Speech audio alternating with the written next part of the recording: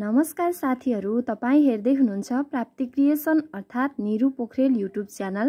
आज म तपाईंहरू समक्ष एउटा अत्यन्तै प्रेरणादायी कथा लिएर उपस्थित भएकी छु। यो कथा केवल रमाइलोको लागि होइन, तपाईंको जीवनमा केही परिवर्तन ल्याओस् भन्ने मेरो चाहना हो है त। कृपया अन्त्यसम्म ध्यान दिएर सुनिदिनुहोला र अहिलेसम्म हाम्रो च्यानललाई सब्स्क्राइब गर्नुभएको छैन भने सब्स्क्राइब चाहिँ गरिहाल्नुहोस् है त। ल अब कथा सुरु गरौँ है। कहिल्यै सोच्नु भएको छ हामी नेपाली युवाहरूको सपना किन अधुरै रहन्छ?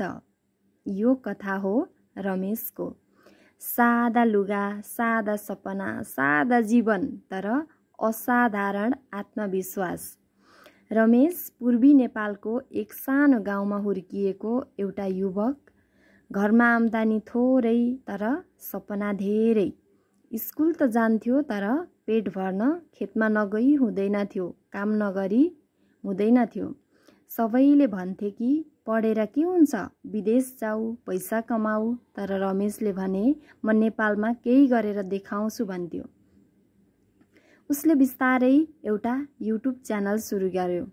फोनको पुरानो क्यामेरा, खेतको भिडियो बनाउने, गाउँको जीवन देखाउने र प्रारम्भमा 10 जनाले हेर्थे, 2 जनाले कमेन्ट गर्थे, त्यो पनि मजाक उडाउने। तर रमेश कहिल्यै रोकिएन। हप्तामा 2-3वटा भिडियोहरू चाहिँ राखिराख्थ्यो। नवीन सोच, काम गर्ने सिप।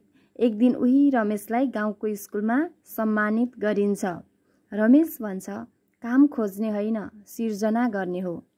नेपालमा केही छैन भन्ने होइन नि, केही गर्न नचाहनेको सोचमा केही छैन, तर गर्नेहरूको लागि पक्कै छ।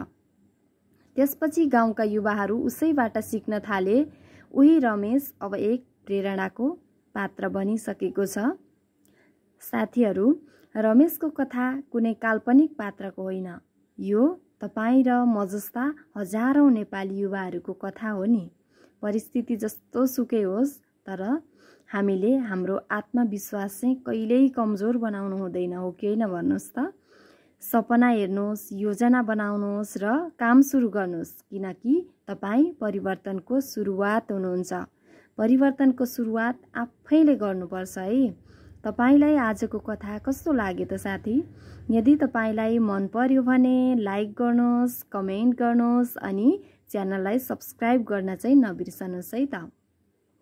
तपाईको एउटा सानो कमेन्टले मलाई अझै प्रेरित गर्छ, यस्तै कथा फेरि ल्याउनको लागि ठुलो हिम्मत जुटाउँछ।